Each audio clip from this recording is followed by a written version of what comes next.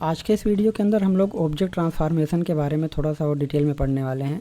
जैसे हम लोग ऑब्जेक्ट को किस तरीके से मिरर कर सकते हैं, किस तरीके से उसको फ्लिप कर सकते हैं, किस तरीके से उसको घुमा सकते हैं, इन सारी चीज़ों के बारे में हम लोग थोड़ा सा और डिटेल के अंदर पढ़ने वाले हैं। इसके लिए यहाँ पे एक अलग से टूल बार दिया हुआ है जो कि यहाँ पे दिखाई दे रहा है, नीचे यहाँ पे रखा हुआ है। अगर हम लोग इसको खींच करके बाहर रख लेते हैं तो यहाँ पे हम लोग देखेंगे ट्रांसफॉर्म टूल का नाम है।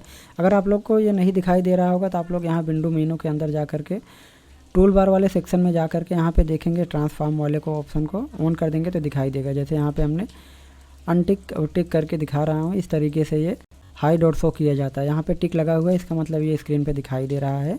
यहाँ पे आकर के देखेंगे टूल के अंदर सबसे पहला ऑप्शन मिरर है। हम लोग यहाँ पे क्लिक करके इसको मिरर कर सकते हैं। यहाँ पे देखेंगे इस तरीके से ये डायरेक्ट ऑब्जेक्ट बना हुआ है, इसको यहाँ पे हमने क्लिक कर दिया, मिरर होकर के इस साइड हो गया। सेम उसी तरीके से ऊपर के साइड अगर हमें मिरर करना होगा हम लोग यहाँ पे क्लिक करके ऊपर के साइड इसको मिरर कर सकते हैं।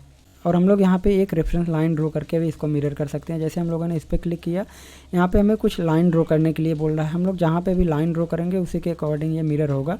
जैसे हम यहाँ पे इस तरीके से लाइन ड्रॉ करते हैं, सेम इसी के 180 डिग्री में दूसरे साइड जा करके ये मिरर हो जाएगा।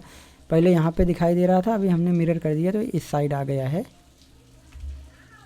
मैं यहाँ पे दिखाता हूँ आप लोगों को। पहले ये इस साइड था, हम लोगों ने रेफरेंस लाइन से इस तरीके से सेंटर में ड्रॉ करके इसको मिरर कर दिया, ये इस साइड आ गया है। मैं यहाँ पे इस वाले को डिलीट कर देता हूँ। उसके बाद यहाँ पे सेलेक्ट करेंगे और यहाँ पे देखेंगे रोटेट करने के लिए दिया हुआ है। हम लोग यहाँ से इसको रोटेट कर सकते हैं। बाकी आप लोग रोटेट तो यहाँ माउस से भी क्लिक करके कर ही सकते हैं, लेकिन उसके अलावा यहाँ पर हम लोग परफेक्ट रोटेट कर सकते हैं। यहाँ पे देखेंगे लिखा हुआ है लेफ़्ट साइड में, हम लोग इसको 15 डिग्री रोटेट करेंगे। अगर हम लोग यहाँ पे क्लिक करेंगे इस तरीके से 15 डिग्री रोटेट हुआ। आप लोगों को अगर 30 डिग्री रोटेट करना है तो आप लोग को यहाँ पे 2 बार क्लिक करना होगा, 15 15 30 हो जाएगा। सिमिलर उसी तरीके से ये राइट साइड में हमको रोटेट करने के लिए यहाँ पे इस तरीके से हम लोग क्लिक करते हुए जाएंगे, रोटेट होता हुआ जाएगा। दोनों साइड हम लोग यहाँ पे इस तरीके से रोटेट कर सकते हैं। उसके बाद में यहाँ पे देखेंगे एक वैल्यू लिखने के लिए हमें दिया हुआ है। हम लोग यहाँ पे कुछ भी वैल्यू लिख करके उसके अकॉर्डिंग इसको रोटेट कर सकते हैं। जैसे मैं यहाँ पे 45 लिख करके इंटर करता हूँ तो 45 डिग्री इस साइड रोटेट हो गया है।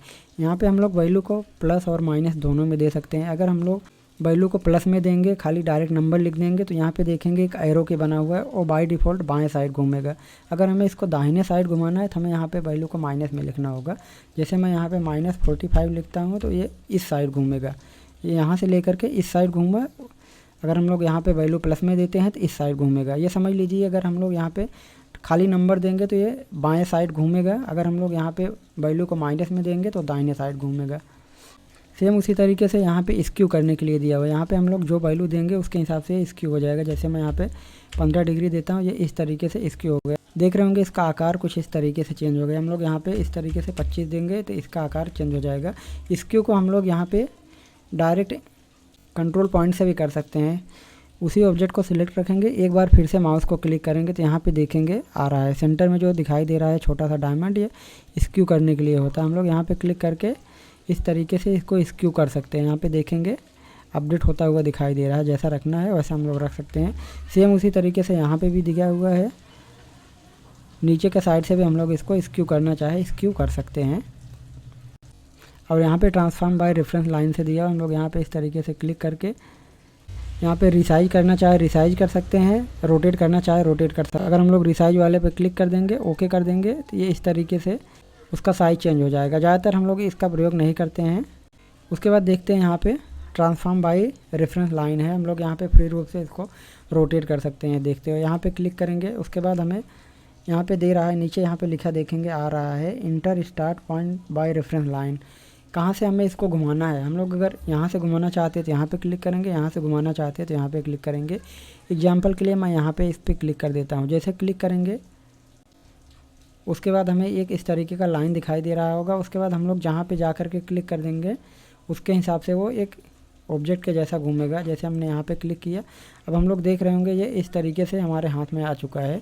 अब हम लोग यहाँ पे जहाँ भी क्लिक करेंगे ये पूरा दिखाई दे तरीके से इसको देख सकते हैं। जैसा घुमा के रखना चाहे रख सकते हैं इस तरीके से।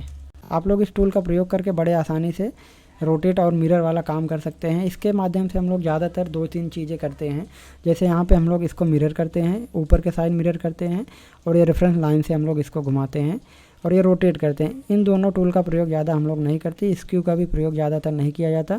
कभी कभी किसी स्पेशल इफेक्ट को बनाने के लिए फ्लावर को थोड़ा सा स्क्यू करना पड़ता है, लेकिन यहाँ पे ज़्यादातर हम लोग इसी 3-4 टूल का प्रयोग करते हैं। इसको हम लोग वापस से अपने जगह पे रख देते हैं। यहाँ पे आप लोग इसको अपने सुविधा के अनुसार जहाँ रखना चाहे रख सकते हैं।